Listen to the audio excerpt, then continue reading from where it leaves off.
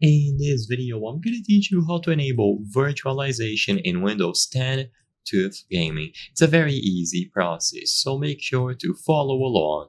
In this video, I'm going to teach you how to manage the virtualization options for your TUF Gaming motherboard or laptop. So in order to manage this and enable or disable it accordingly, you have to go into the BIOS. It doesn't matter which motherboard model you have, it doesn't matter which laptop model you have, you can only change virtualization if you head over into the BIOS.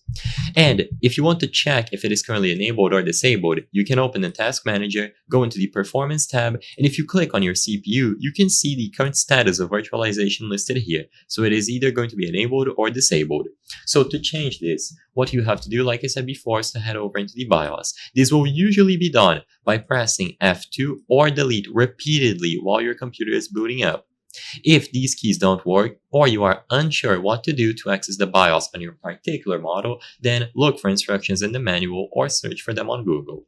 Once you are in the UEFI BIOS, go into the advanced mode. So if you are on easy mode, look for the toggle for advanced mode, usually at the bottom right by pressing a key like F7 or F8.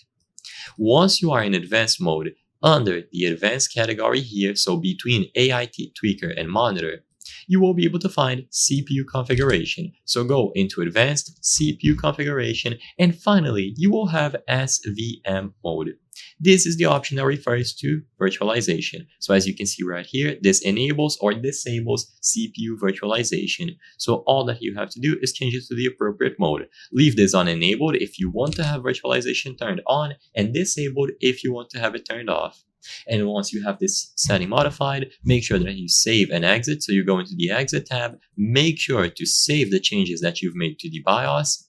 And once you boot up on your PC, you can go into the Performance tab, choose your CPU, and virtualization will be enabled.